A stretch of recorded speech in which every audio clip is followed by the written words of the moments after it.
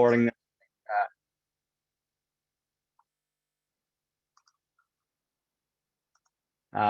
Seeing as we are just starting the recording, I'm just going to flick through to the previous slide that, again, the legal disclaimer here, this is for informational and educational purposes.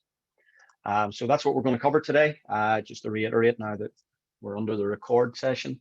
And so let's go ahead and get started. So as foreign national postdocs, as researchers here in the United States, I, sort of talk to people, I discuss this with people, and what would be two takeaways that you would have as you sort of navigate this journey. And it is a journey. There are different pathways and different avenues to navigate as a foreign national postdoc or researcher in the United States. So I would suggest that as you look at the different visas and potential career paths that are in front of you, is be ready to be flexible. There may be roadblocks in front of you. There may be different visas on offer. There may be different positions on offer. So take a look at all of that in the totality and be ready to be flexible as you make your decisions. And also recognize that, again, as a foreign national here in the United States, that you're going to have sort of short, medium, and long-term goals.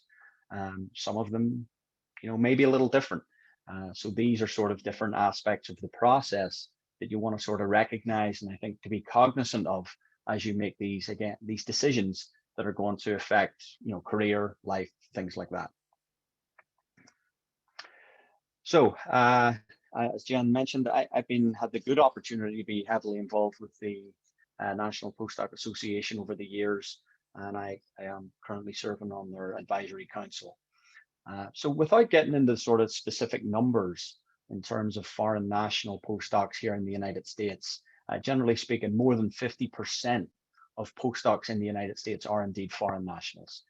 So it's a large sort of population here in this country. And there are a lot of, again, career, visa, and personal and professional decisions to make. Some of you guys may have been here for undergraduate and or graduate education. But I think the issues that face you as postdocs and early mid-career researchers are different. You tend to be further down your career path, and there are different issues in play. It could be married life, spouses, kids, taxes, homes, things like that. And so, to take these issues into account as you make decisions is important. So what I would say at the outset is that in terms of the most commonly utilized visas for postdocs, we have the F1 OPT plus the STEM extension, which essentially gives you about 3 years of temporary status. And then you may be able to transition into the J1 Research Scholar visa, which is good for up to 5 years, and then the H1B, which is good for up to 6. So a foreign national coming out of their PhD in the United States in a science research occupation has up to about 14 years of temporary visa potentially in front of them. Now, obviously, everyone may not utilize all those visas, but I just want to be sort of put it out there that it is there as a possibility. So who can help? As we said earlier, thank you very much for Semar from the international office to be in attendance here today, and she will be able to, take some of the questions about some of the institutional issues. Because as I say here at the outset, things like titles, positions, duties, and responsibilities matter.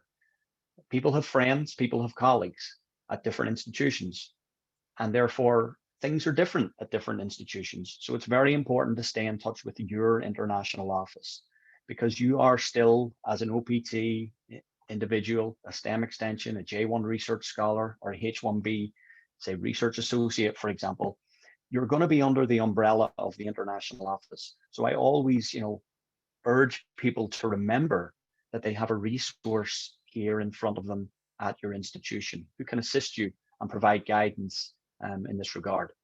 Because again, keep in mind that your friend, your colleague at institution B or university C, things may be a little different from a practical or procedural or administrative standpoint. So it's important to talk to the people who matter. Also, what about your career office? Have discussions with them. I think it's fair to say that over the past number of years, the idea of sort of career progression or career choices for folks in the sciences have increased and expanded. And so, talk to people about what your different opportunities are. And again, the postdoc office and any networking organizations should be proactive, just like we're doing today. And what does that mean? It means organizing seminars and programs and allowing you to keep abreast of changes. And again, what about that alliance between your postdoc office, your postdoc association, and the international office? I think that having the liaison between these different offices is important because it enables you to reach out to and interact with the international office just like today. I find it to be a very important aspect of the sort of the experience for an international postdoc to know and be granted that information as they help navigate this process in the university setting. So I do urge people to, ask those questions to the right individuals. I'm not here to put extra burden or work on the plate of the international office, but again, I think it's important to have those conversations as needed. And why? Because it gives you knowledge. It gives you basic knowledge. It allows you to stay informed. And I always think and feel that, making informed decisions in all aspects of our lives, I suppose, allows us to make good decisions. So as you get that knowledge from good sources and stay informed, then you can make good decisions moving forward. So what about the current situation and how far we have come over the last about 14 or 15 months? Some of this information is still in play. Some of it is looking back, and I suppose some of it is looking forward. It has been over the last 14 or 15 months even more important, I think, than usual to keep in contact with your visa sponsor because there have been some fluid and ongoing procedural changes that USCIS, Department of Labor, etc., have put into play during COVID. There have been clearly changes to our work life, the working from home. Now we're back. And so it's been important, I think, during all of this, and again, as I said, even maybe more so than usual, to continue to keep in contact with and liaise with your visa sponsor so that you understand how the procedural changes affect you, and also to be careful about, even more careful than normal, about the potential of engaging in any unauthorized activity. But how does this affect other aspects of your sort of visa situation here in the United States? Obviously, international travel it's now starting to potentially open up. But in the sort of darker days of COVID over the past year, it was very difficult to even potentially leave the United States. So you had to be very careful about if your visa status was expiring. If you find yourself in that situation, you can look at potentially requesting an extension of stay or even a change of status to sort of bridge a gap before you actually have to depart. So what's been going on with USCIS? USCIS field offices, that's your local offices where for example, application support centers where fingerprints are taken, local offices where interviews are undertaken, they are open. However, the service centers, which have sort of the place where you file the vast majority of your applications, they have actually been open for accepting and processing of cases throughout the pandemic. So even though it's been a little difficult to know what the staffing levels have been like and things like that, I can sort of confirm that during all of this, we have been continued to be able to file cases and have USCIS process them. Over the past few months, they have reopened premium processing for temporary visas and certain immigrant petitions, so that's back in play. But with all that being said, you've got to be ready for ongoing processing delays. So I would urge you in terms of whatever application you may be ready to file or process to prepare early. Certainly over the past few months, we have seen case intake and issuance of receipts heavily affected by some of the administrative delays. That could be, for example, for employment authorization, notably for STEM, OPT, and folks who had, for example, been in the process of a green card and filing renewals or extensions of their employment authorization. The case intake and issuance of receipts were heavily delayed. There's been a lot of questions, obviously, about the presidential proclamations, which were first initiated by the previous administration and have been maintained to a certain extent by the Biden administration. Essentially, these affect people outside the United States who are either waiting to be issued sort of at one point green cards and certain temporary visas. These proclamations do not and have not affected any internal applications. So I just want to sort of make that clear. Throughout the pandemic, however, visas have been continued to be issued for those who are either working to treat or mitigate the effects of COVID-19. And there are a number of avenues that one may be able to obtain a national interest exception for issuance of a visa. But I think it's very important to review the current state of the law and the regulations with regards to your own specific situation before making any plans to travel or obtain a visa, even in the current climate. Well, how's this all been playing out? This is a very brief sort of synopsis of how things did play out over the past sort of year or so. There was a limit on permanent resident processing, which was expanded to H-1Bs and other visas in around April or June of 2020. That was recently lifted, but there are still certain restrictions in play. This pertained to processing again of visas at consulates and embassies. And what was the basis for this? Generally speaking, there's a section of the Immigration and Nationality Act that pertain to the sort of entry of aliens who would be considered to be detrimental to the United States. Under the Trump administration, they initially utilized this idea of being a negative impact upon the labor market during, the past year when there was significant rises of unemployment in the United States, as opposed to sort of ideas of national security or public health. However, as the Biden administration have taken over and some of these proclamations and orders are still in place, they have utilized more of a public health aspect. However, as I noted a moment ago, these proclamations or orders do not affect the processing of immigrant visa applications here inside the United States. Essentially, this has been an issue pertaining to the issuance of visas at embassies and consulates. Currently, travel to the United States is still in a state of flux. So even with a valid visa, you will still need a negative COVID test, and travel from Schengen and other affected areas is generally not permitted absent a waiver. There is a potential that you can travel elsewhere and quarantine for a 14-day period and then enter the United States. But I would urge anyone to be careful, and it's vitally important to review the context again of the current state of play in the context of your particular situation.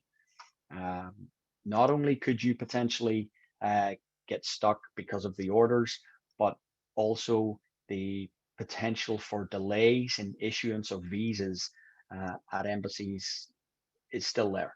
Certain embassies are seeing very lengthy delays given that they have now opened up and I suppose they're trying to play catch up. So how has this played out? As I said, we now have resumed premium processing and field offices have reopened. So we do have a sense of normality in terms of what I would call normal administrative processing of USCIS applications. And with that being said, USCIS did not close down completely during the pandemic. As I said, the service centers did continue to process cases throughout COVID-19, albeit I think it's fair to say with a reduced staffing level and a reduced manner of processing applications. During the pandemic, certain employment-based green card applications were having their final interview requirement waived, which allowed the service center to actually finalize and process certain green cards. But interviews did restart last July. It's hard to believe that's almost a year.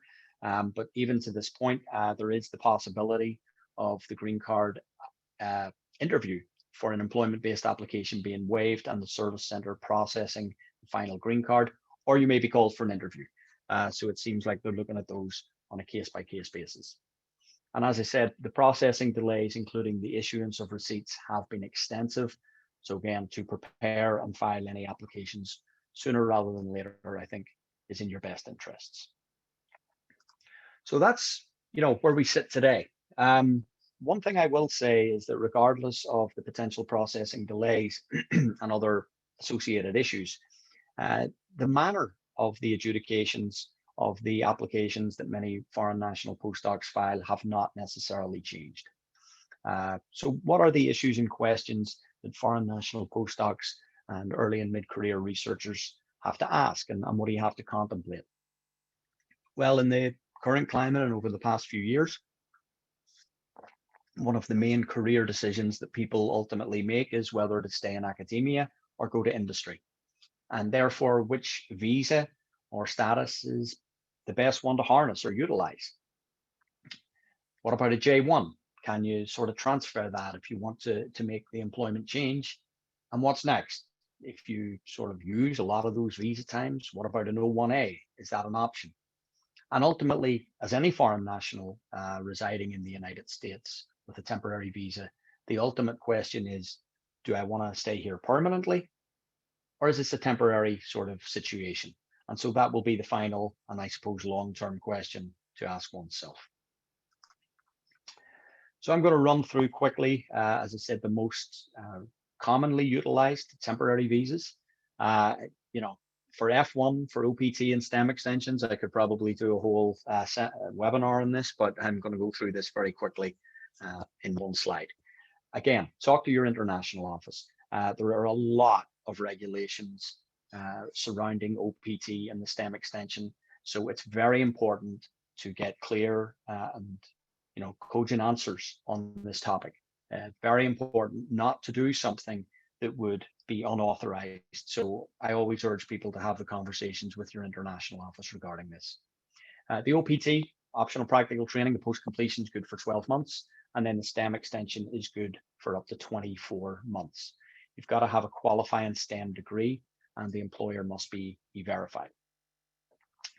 There has to be a bona fide employer-employee relationship, and the idea of sort of volunteering or self-employment work under the STEM extension is not permitted. One other thing I would say about the OPT and the STEM extension is that if you were to use this to leave academia and sort of transition to industry, I would be careful about your next steps and what your visa options are after that.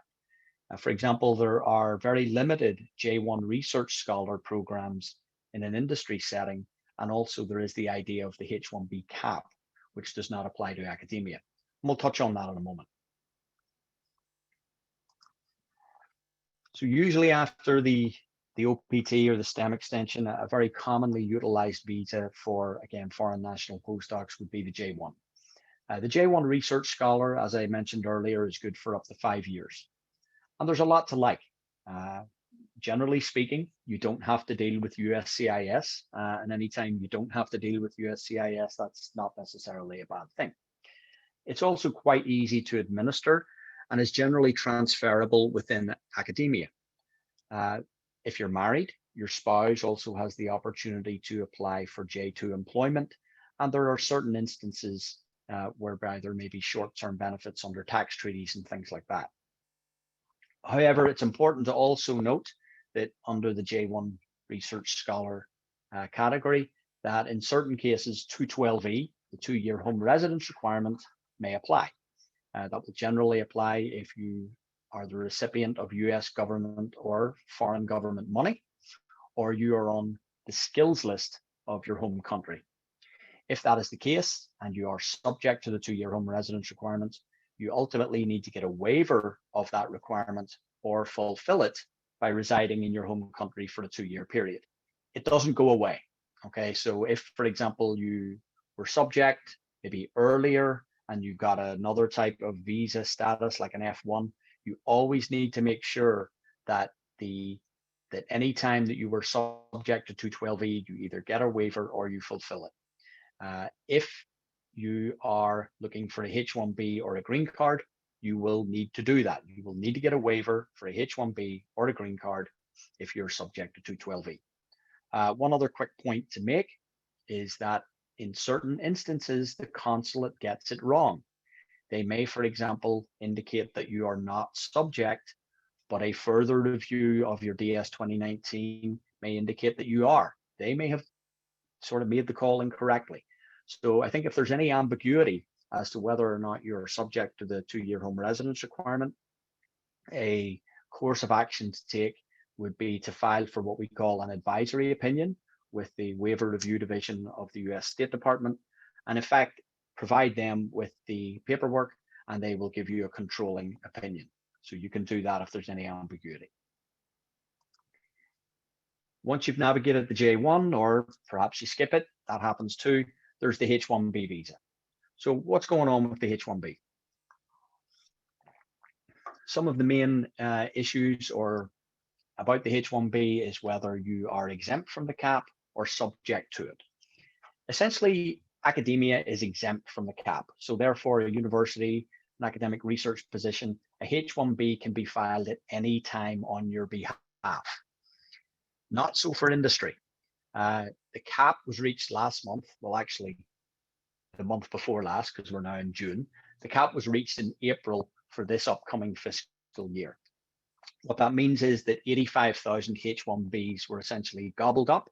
And if you were to file a H-1B for an industry-based position, they would be unable to do so until next April for a start date of October of 2022. A couple of things to note about the H-1B, which is quite different from the J-1 and the F-1, is that the H-1B is dual intent.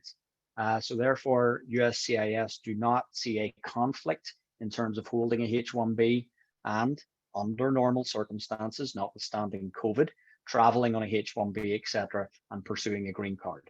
That's very different from the J-1 and the F-1, which are generally considered to be strictly non-immigrant visas.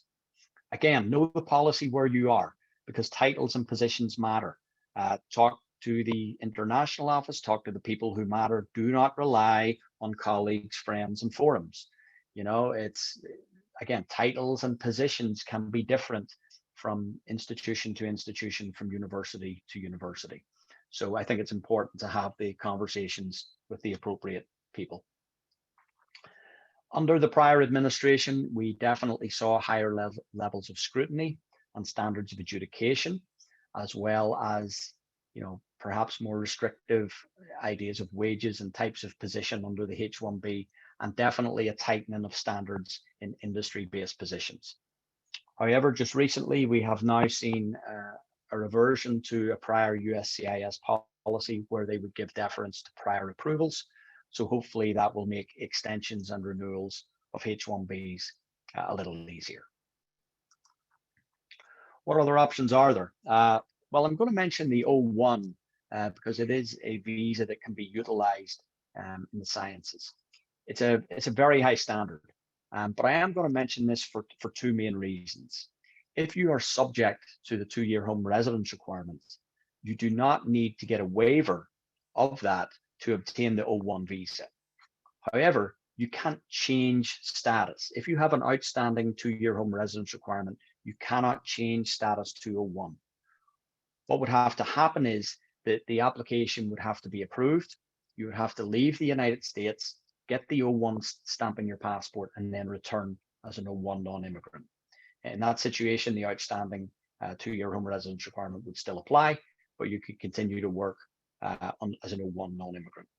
It can also be a good option for industry if and when there are no H-1Bs available. But again, you have to, you know, understand that it is a very restrictive standard, and you're going to need significant professional credentials to be approved. So what about your visa situation?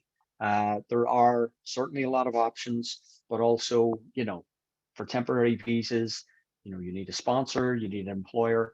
So to what extent, as you sort of navigate this journey, do you feel constrained with regards to your visa situation? Do you feel is it holding you back? Well, I think if that is the case, and you know, even as you navigate this process and look at what different avenues are in front of you, you know, don't be afraid to look at what alternatives are there. So the first two questions there, I think, go hand in hand.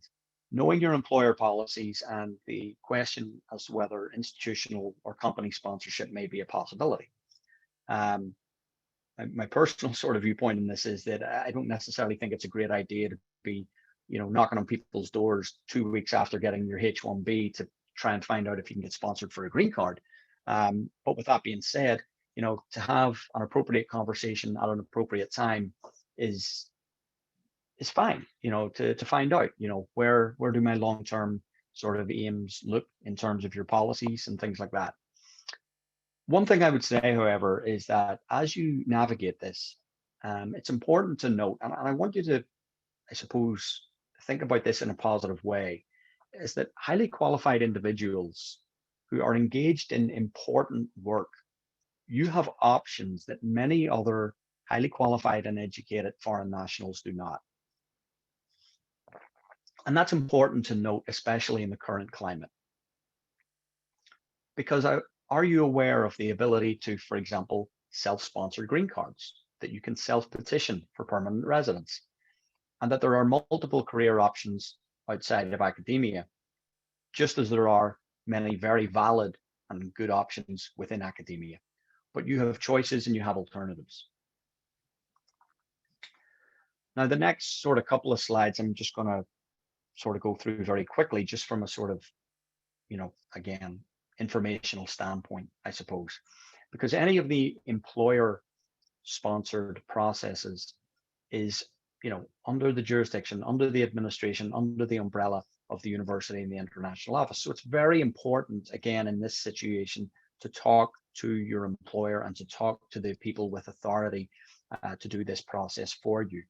Under the self-petitioned application, ultimately you can be the one driving the process, but you should be prepared to understand it. Generally speaking, a self-petitioned application does give you more options because you're not tied to any one employer. Under employer-sponsored green cards, there are different processes. There's PERM, which is what I would call the traditional method of sort of obtaining a green card when one's sponsored by an employer. There's special handling under a university setting, where universities can recruit the most qualified applicant. And then we have the outstanding researcher, which is EB1B, where the position is not required to be advertised, and there are a number of criteria that you have to meet. It's again, there's sometimes a common misconception about the EB1B that you can do it yourself. That's not the case. It's an employer-sponsored application, and there has to be an offer of permanent employment. And again, any of these processes, any of these applications, the first place to people to talk to is the university to see what the policies are, what the administrative procedures are, to see if this is something that you could pursue. However, we do have the option for self-sponsored green cards. And I think that there's a number of questions to ask oneself before you sort of take this decision. So is this something that you can consider? So what do you need to know? Well, first of all, what is it? It's a self-sponsored application, okay? You're the one sort of driving the process here. Well, what are you actually asking? As I like to tell people, it's a very fancy way of asking a very simple question. Do I qualify for a green card? Well, logically, the next question is, are you qualified? Well, I would suggest that you need strong professional credentials. The importance of your work in and of itself is not enough. As I like to tell people when I have the conversations with scientists and researchers, I think it's fair to say that all of the research is important, but not all of the research is significant. So what can you do?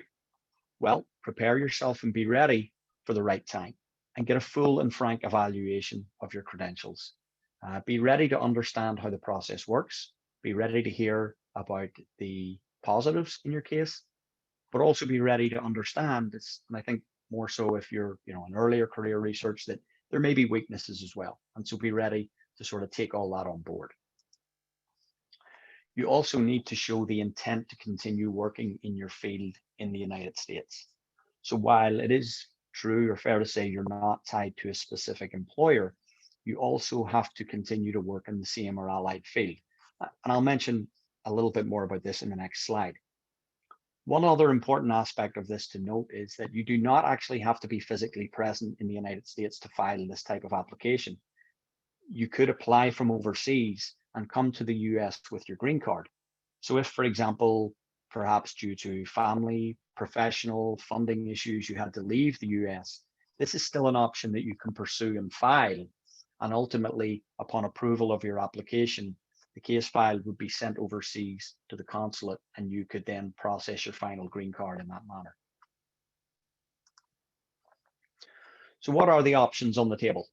There are two self-petitioned options for scientists and researchers to pursue. First of all, we have extraordinary ability. Under the extraordinary ability standard, you need to meet a minimum of 3 out of 10 listed criteria. I won't go into the specific criteria right now, but it's important to note that not all of the criteria do in fact pertain to the sciences. Certain criteria pertain to the arts and things like that. And in the post-Khazarian landscape, it's a plain reading of how the statute was written. So certain criteria are objective versus other subjective criteria. And it's important to understand that if you feel that this is a application or a category that you may wish to pursue. Generally speaking, one of the objective criteria is the publication in professional or trade journals. If you have published on multiple occasions in professional scientific journals, then generally speaking, they will be able to give you that category. However, other criteria, again, are more subjective. One that springs to mind is the original scientific contributions of major significance, which is a more subjective or discretionary criteria for them to adjudicate. In the event that you meet 3 categories, you also have to show through a sort of totality of the evidence that you're recognized as one of the few at the top of your field, that you have sustained national or international acclaim. It's what I would call a sort of consistent career of excellence. So allied to the categories that you must meet, you must have, and again, in the totality of the evidence, significant supporting evidence, documentation, and material to meet this standard. So I think it's fair to say it's not an easy standard. It's a very restrictive standard, and it should be approached with caution. You want to file this type of application if you really feel you've got a good and solid case. Perhaps a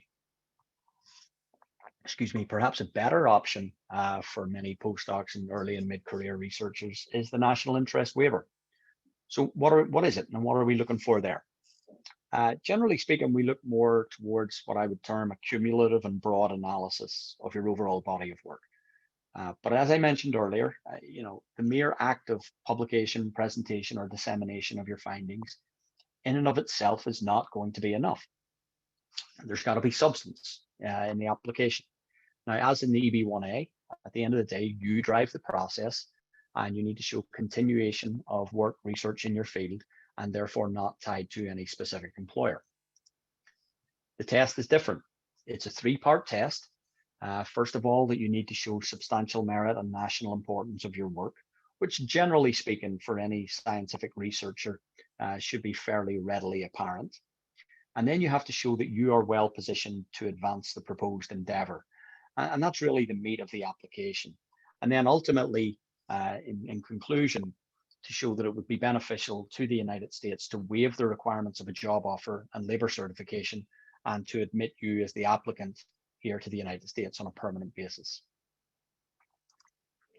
Now, under the national interest waiver, especially for academic researchers, people undertaking research at the bench, citation carried a high degree of importance.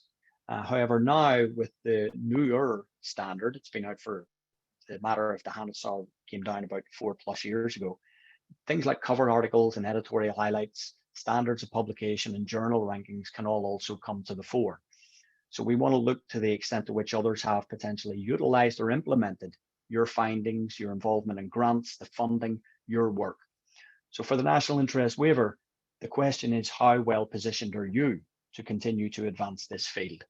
And we are able to harness all aspects of your professional credentials and attributes to make this argument. So how strong is your case? Now, as I mentioned earlier, a few moments ago, both the extraordinary ability and the national interest waiver applications, have different standards of adjudication. But I suppose at the end of the day, the evidence that a scientist, that a researcher brings to the table is not hugely different. And this is the type of evidence that we need. Now, a couple of things. What about your publication record? Now, in looking at a publication record, it's important to remember that publication and dissemination of one's findings is what you're supposed to do. So therefore, I think it's important to look at quality, to look at substance over quantity. There's a lot of journals out there that really don't carry a high impact factor, that may not carry even solid standards of publication. There are many that do. Nature, Cell, or Science. Do I need to publish in those? Well, it helps, obviously, but it's not required, because I think it's important to remember what your specialty is. And it's important to both frame and present your evidence in that manner. If your subspecialty, if you've published in journals that within your subspecialty are highly ranked within said field, then you need to be able to communicate that to the officer. The burden is on you to make the case. And therefore, other aspects of an application, including recognition from others in the field, is important. So the idea of citation and reference from other scientists, and again, cover articles and editorial highlights discussing the impact of your work upon the field, all serve to speak to the significance of one's findings. The extent to which others have utilized or implemented your findings in their own work. For example, have you got a patent? Has it been commercialized? This all serves to strengthen different aspects of your application. And these are all the types of evidence that can assist your case.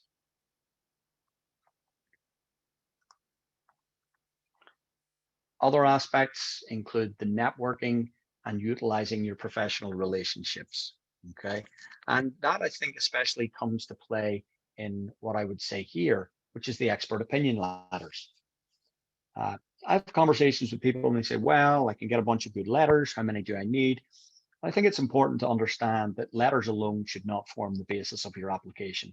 At the end of the day, there needs to be substance. You need to have accomplished aspects of and contributions to your field. And without actual contributions, then letters alone are not going to carry the day. Now, with that being said, letters do form an important aspect of the application, which tend to serve to confirm and corroborate the evidence in the record. Certainly, independent letters are a plus, which speaks to my last slide, utilizing and maintaining solid professional relationships. If, for example, you have a good and solid relationship with your PI or your lab chief, you may be able to speak to him or her and ask that they could speak to their colleagues who may work in the same field as you, but who have not directly collaborated with you, to author a letter on your behalf. The letters also need to be specific and descriptive, not general. There needs to be detail and there needs to be substance with regards to the contributions that you have made. Now, as you've either filed and or approved under one of these self-petitioned processes, what else needs to happen? Well, as I mentioned earlier, in pursuing a self-sponsored application, you are required to also continue working in the same or allied field of endeavor. Generally speaking, what I look towards is the application of your scientific knowledge. Now, obviously, in an academic setting, ongoing research tends to play into that fairly easily, but you can also utilize the application and ongoing scientific expertise in an industry setting or potentially an entrepreneurial position also. But again, there has to be a solid nexus and an alignment between how you filed and what you filed as a researcher, and again, the subsequent application of your scientific knowledge subsequent to that. So if you have now processed, filed, and been approved for your I-140, your immigrant petition, you say, well, I'll go and get my green card. Yes, but potentially not so fast. What about retrogression? What does it mean? Well, the United States gives out about 140,000 employment-based green cards each year. But under the current state of play, no one country or countries can sort of gobble up all the green cards and overtake others. So therefore, we have the visa bulletin, which is published each month and which talks about the different employment-based categories. EB1, that covers extraordinary ability, and it covers outstanding professor or researcher. Right now, everyone is current. What that means is that you can attach your I-485, your adjustment of status, which is the final step in the process, to your I-140, either at the time of filing or approval. It's current. However, it's likely that this will retrogress soon for India and China, depending upon usage. EB2, which includes the NIW, the National Interest Waiver, and also EB2 perms. For everyone is current. However, keep an eye on it. Sometimes it retrogresses at the end of the summer. However, over the last, again, year, 15 months, it stayed current, I guess, because of COVID. And for India and China, for China, the date there is May 1st, 2017. And for India, it's December 1st, 2010. Essentially means for an Indian national, you would have had to have filed your EB2 NIW on December 1st, 2010 or before to essentially utilize that application for your final green card.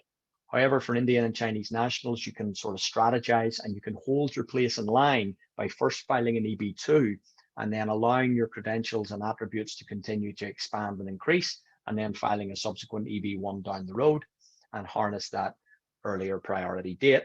That is most notable if and when the EB1 retrogresses. So as I'm sort of coming into the home stretch in the last couple of slides, there's just a couple of things I sort of want to say, and I'm going to finish up with some, I suppose, information on housekeeping.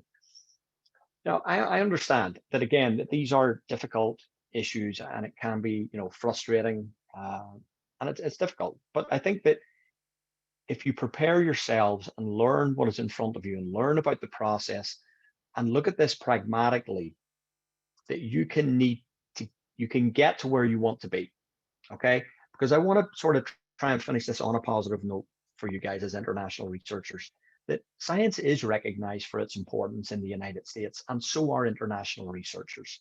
Okay, and as I said earlier, you guys, given the level of education that you have, given the type of work that you do, given the recognition of the importance of the work to US health and society, that again, there are options that you have that other people do not. Science is recognized for its international nature and is transitional, okay? Positions can change, scientific avenues can change. But again, even as you potentially make adjustments in your career, the basis of any application is going to be there for you. So I do feel that, with the proper guidance, you can get to where you want and need to be.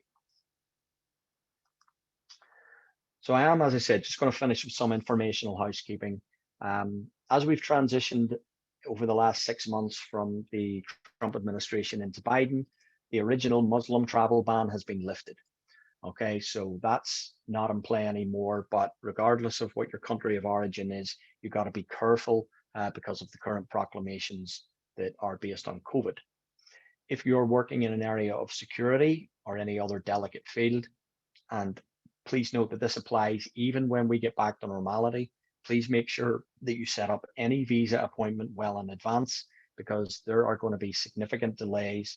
And if you are involved in a delicate field, defense, security, there's a strong possibility that your visa may well be processed under Administrative Processing 221G, which is unfortunately not a transparent process. It can be very difficult to get information.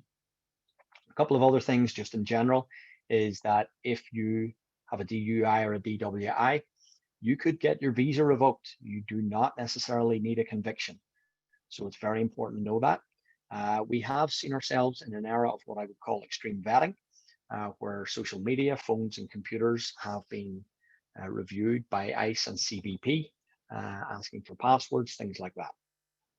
As I mentioned earlier, however, most recently, USCIS have indicated that they are going to return to giving deference to prior approvals, which will hopefully allow for renewals and extensions to be approved more seamlessly. And finally, what's going on? Well, I wish I could sort of tell you, right? We've got a couple of things that have been under discussion for a while, but seem to be sort of falling under a larger umbrella. There is the Fairness for High Skilled Immigrants Act, which would remove per country limits, which would affect the retrogression that I talked about a couple of minutes ago. That's been under consideration, but it seems to have stalled. Also, the idea of H4 work authorization being revoked, that seemed to come to front and center under the Trump administration. That affects mostly Indian and Chinese nationals and their spouses, but let's see how that plays out. And finally, I think positive change will hopefully be coming. But again, don't expect it to happen overnight. The last 4 years administratively with and inside USCIS have clearly been problematic and frustrating. My understanding is that there were hiring freezes, there's staffing shortages, things like that. So just as that was sort of pulled back over the last 4 years, it's not going to be solved immediately, but let's hope that for better days ahead. And finally, will Congress pass a bill? In some of the proposals and some of what the Biden administration is hoping to accomplish, STEM is in play, which would be a positive for you guys. But ultimately, the idea of comprehensive immigration reform is the big question. All I would say there is sort of stay appraised and also to wait for the actual and real information. Okay, because there's going to be a lot of misinformation, there's going to be a lot of conjecture, there's going to be a lot of rumors out there. So just wait, stay informed, as I said, but don't, feel that every piece of news that comes your way is going to happen. So that's where I sort of see things right now. So thank you again for having me here today. And I'm going to sort of stop my screen share right now.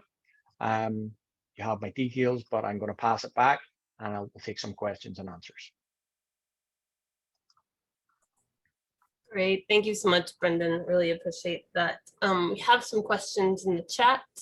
The first one is, do you have any recommendations of tutorials or maybe YouTube videos or something that will talk more about the process, type of visa, scopes, examples, things like that, resources?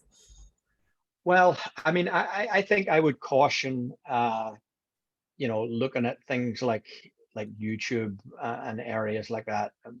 My kids spend a lot of time on YouTube. I think there's some good information there, as there is in many places. As I mentioned, within the talk itself, I think to get a full and frank evaluation of your credentials is important. Don't drink the Kool-Aid. Don't sort of go to some source that says, oh wait, you do science, you can get a green card. That's not necessarily the case. I think to look at and understand your own personal situation is important.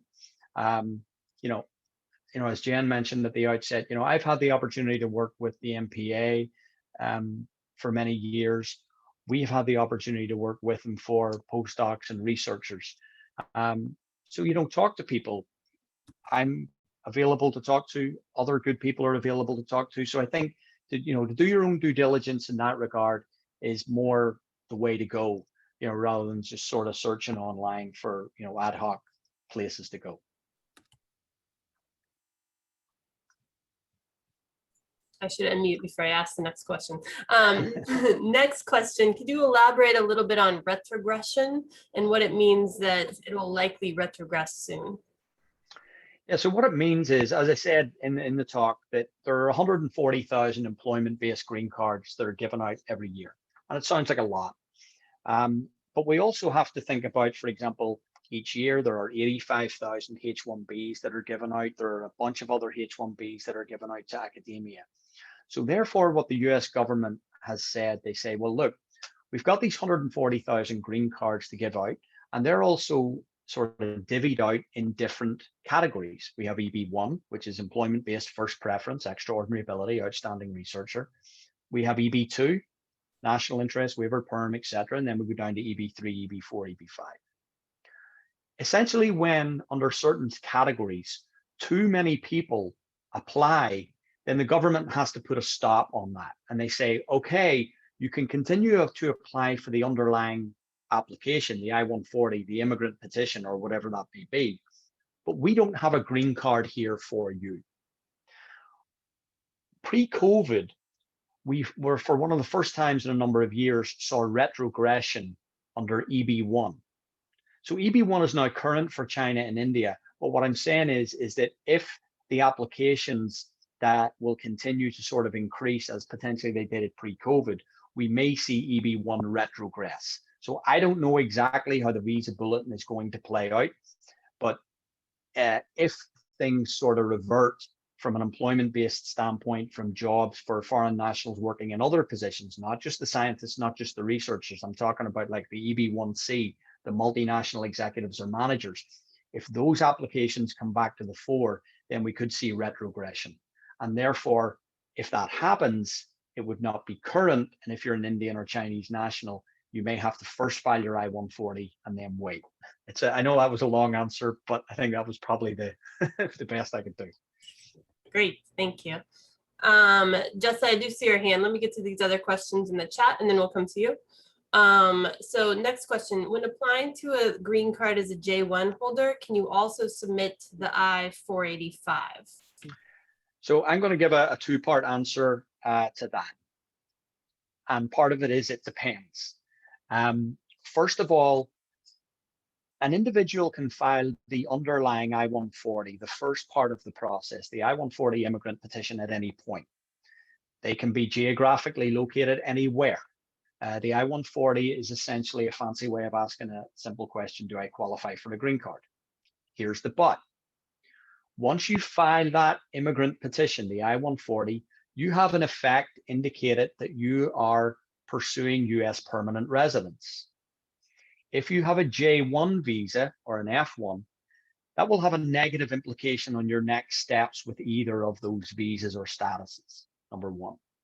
Second of all is, if you're a J1 holder and you are subject to the 2-year home residence requirement, yes, you can file the I-140 because all you're asking is, do I qualify for a green card? But if you're subject to that 2-year home residence requirement, you are not eligible to file for the I-485. So for that question, it's important to sort of dig a little deeper, look at your personal situation and see what's best. Great. Next question, 2 parts. How long does the process for the green card take for an NWI? And can you change your research topic if you're applying to the green card as an NWI? So, okay, so how long does NIW, National Interest Waiver, so we got a little, yeah. So National Interest Waiver, how long is that going to take for immigration to adjudicate it? And unfortunately, that's one of the frustrating aspects of the adjudication timelines that we're seeing, both what we're seeing and both what we're actually experiencing. Immigration post timelines on their website. Unfortunately, what we see in real time does not necessarily gel with what they are publishing. My sense is that for the underlying I-140 National Interest Waiver, you should sort of estimate maybe a 10 to 14 month time period. Could take a little longer. With that being said, we've seen cases approved in less than that. So, we've seen cases approved that we filed middle of 2020. So that would be a sort of estimated timeline. The idea of changing research topics, if you apply to a green card as an NIW, that's okay if there continues to be that nexus and alignment between the research that you were doing at the time of filing and what you continue to do in your ongoing career. So, I think that's a little bit more fluid if the application of your scientific knowledge is in the same field. I don't know, say you're doing genetics-based research and at the time of filing, you're applying it in I don't know, I'm not the scientist, but you're applying it in a cancer-based situation, and then you transition over to applying it in a neuroscience-based situation. That's all okay because it's still under the umbrella of genetics-based research. I don't think any immigration officer are going to sort of give you a hard time about that. But if you jump, and let's say you're doing genetics-based research, and then you say, oh, I'm going to take a healthcare consulting position. Now I'm looking at this a little differently. And that's why, again, as I go back, very important to have this conversation and look at your own situation in that context. It's not going to necessarily be a one-size-fits-all answer. Great. Next question. If I have an approved I-140 form, immigrant petition for alien worker, can my wife, who's an H4, apply for work authorization card or labor card? So unfortunately, that's just a little bit, it's both broad and specific at the same time. So I'm going to have to defer to that one. That would be the type of question that it's more of a personal question. We would have to review that person's sort of background situation. I think that, you've got our contact details, but again, I wouldn't want to comment. Again, it's somewhat broad, but also specific at the same time. So I would have to defer on that one. Next question. Is there a rumor that the H-4 work authorization will be revoked? Yeah, certainly under the prior administration, under the Trump administration, that rumor seemed to come to the fore every month. And I was a little bit surprised that it lasted. Out of all the executive orders and out of all the sort of chipping away at immigration under the previous administration, that one survived. So given that it survived, the Trump administration would infer that it would continue to be on more solid ground. But again, that's a one to sort of, just wait to see how it plays out. Certainly, I was more, I suppose, concerned about that possibility under the previous administration, given that they were really, as I said, trying to chip away at benefits. So hopefully we're on more solid ground there. But again, I think it's just something to keep an eye on. Okay, next question. With an O1 waiver, does that mean you need to obtain the waiver to go back home for the 2 years, even when you apply for the green card? So the waiver pertains to the J1, okay? What I'm talking about, I know the term waiver came up twice. So let me just clarify that. We have the national interest waiver, which is a waiver. Okay. We have the national interest waiver, which is a waiver of the labor certification process. And we have the J1 waiver, which is essentially if you got government money or you're on your country's skills list. The basis for that is that the J1 visa is an exchange visitor program. So essentially under that situation, the US government has determined for many years since the outset of the program that if you got government money and or if you were on your skills list, you got to go home for 2 years to apply the knowledge that you essentially learned or was engaged in the United States back in your home country. That's what the J1 waiver is. So I think there's a little bit of ambiguity in that question. Essentially, if you are subject to the 2-year home residence requirement under the J1, then you would either need the waiver or spend 2 years back in your home country in order to obtain the green card or in order to obtain a H1B visa.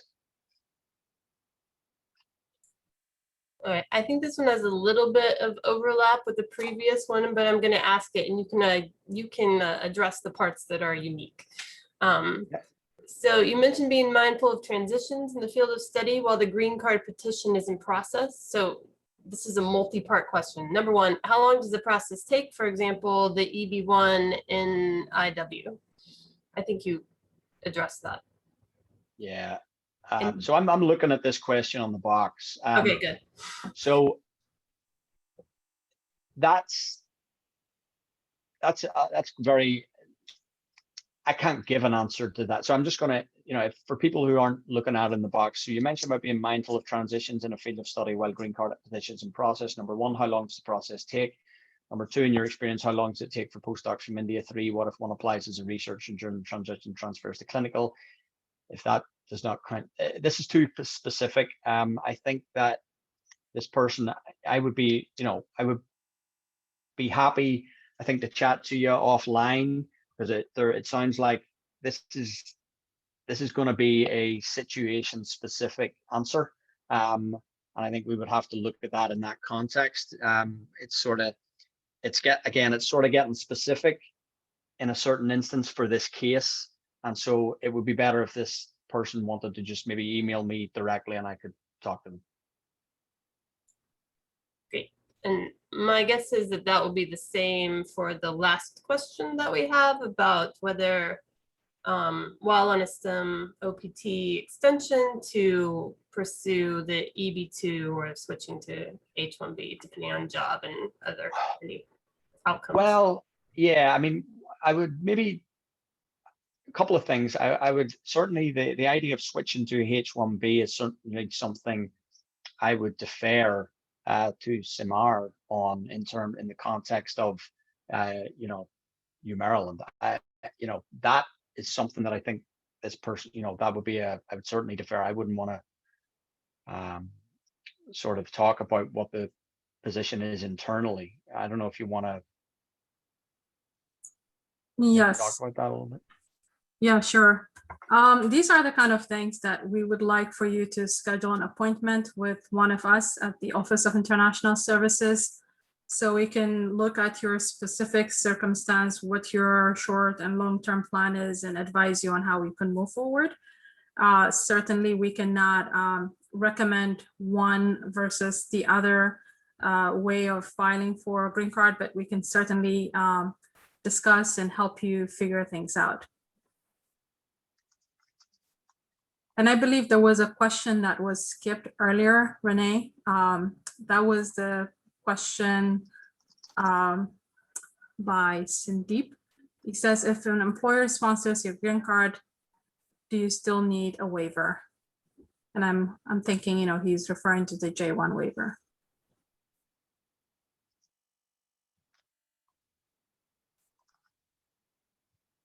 Sorry, which question was that? So that's right above the long question, next to the O1 and waiver related. Oh yeah, the O1 waiver. Right below that. Yeah, I mean, at the end of the day, I mean, if you are subject to the 2-year home residence requirement, I suspect that's related to the J1. You're going to need to get a waiver. You need to get a waiver of your 2-year home residence requirement to either change status to anything else, to obtain a H-1B visa stamp, or to get a green card.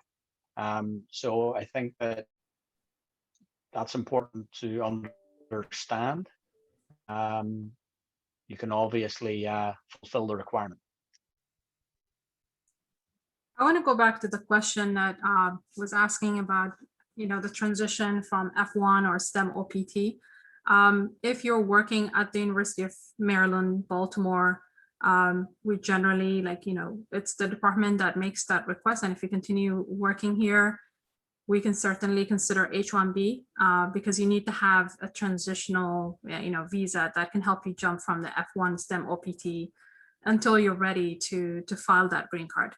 So I just want to make sure that we do offer H-1B visas for postdocs who are using OPT or STEM OPT.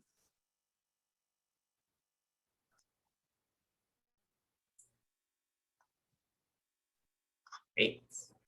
Thank you so much to both of you, Samhara, and to Brendan, for being here today and talking about this issue. We really appreciate you guys taking your time to do this. I think that has wrapped up our questions, and we're over our hour, so I want to be mindful of your time too. Oh wait, hold on. We have, oh no, clapping. I think we have clapping. Good. Okay. Excellent. And thank you guys so much. Thank you. You're welcome.